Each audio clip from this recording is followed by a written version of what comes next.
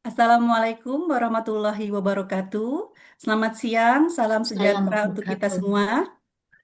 Selamat datang di podcast Suara Kita. Perkenalkan, saya Mika Fitria sebagai host Suara Kita pada episode kali ini yang akan membahas tentang isu yang sangat penting bagi negara kita, yaitu rendahnya penerapan etika, integritas, dan kepemimpinan Pancasila dan bagaimana hal tersebut mengancam ketahanan nasional. Telah hadir di tengah kita para narasumber yang sangat luar biasa.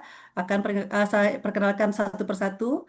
Ibu Harina Siregar, SOS MSI, sebagai pakar etika dan tata kelola pemerintahan. Selamat siang, Ibu. Selamat siang, terima kasih Bu Mika, senang bisa hadir di sini.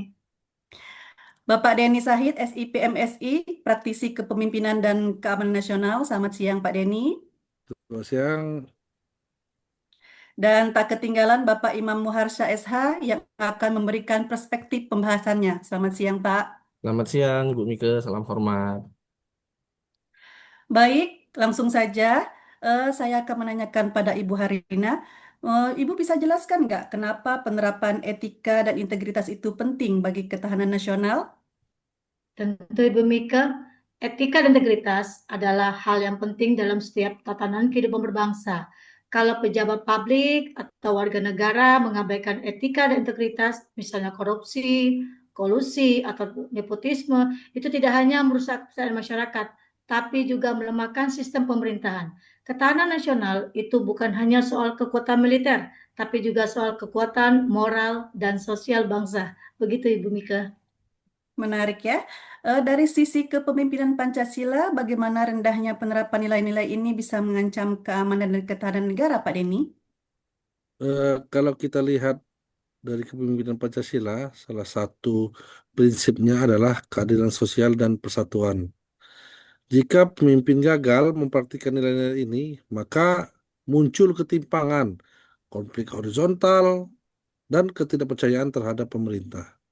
Dampaknya, ya, stabilitas nasional terganggu, ketahanan nasional bisa terancam, karena integritas pemimpin mempengaruhi moral bangsa secara keseluruhan itu, Mbak Mika.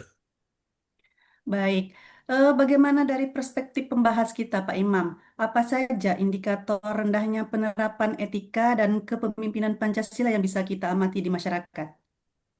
Beberapa indikatornya jelas, misalnya praktek korupsi yang masih tinggi, keputusan publik yang cenderung menguntungkan kelompok tertentu, kurangnya transparansi dan minimnya akuntabilitas membuat fenomena ini bisa memicu ketidakpercayaan publik, konflik sosial, hingga lemahnya pertahanan moral bangsa kita.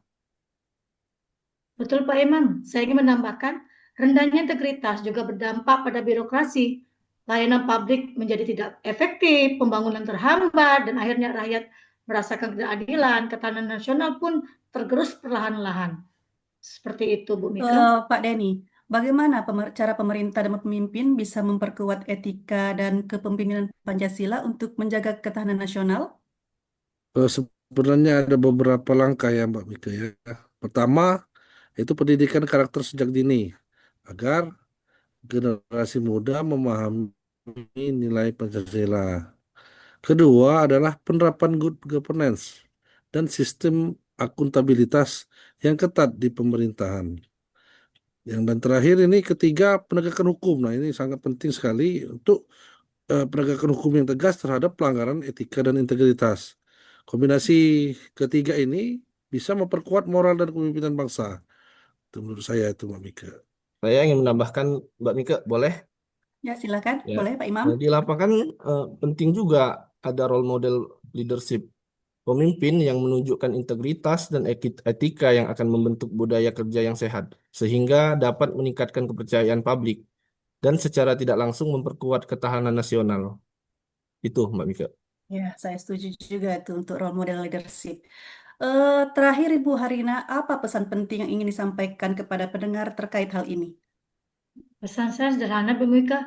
Setiap individu, baik warga maupun pejabat, punya peran dalam menerapkan etika, integritas, dan nilai Pancasila. Ketahanan nasional bukan hanya tanggung jawab pemerintah, tapi juga tanggung jawab kita semua, kita bersama sebagai warga negara Indonesia. Seperti itu, Bu Mika.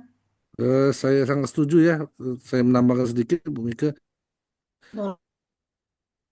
Sangat boleh. setuju terhadap pendapat dari Bu Herlina, karena kepemimpinan yang kuat ini dan beretika adalah pilar utama ketahanan bangsa. Kita harus menuntut transparansi, akuntabilitas, dan keadilan dalam setiap lapisan pemerintahan itu di negara kita. Dan tidak kalah penting juga bagi masyarakat, jangan diam melihat ketidakadilan. Partisipasi aktif dalam mengontrol sosial, edukasi, dan pembiasaan nilai Ya. Pancasila sangat penting untuk menjaga bangsa ini tetap menjadi kuat.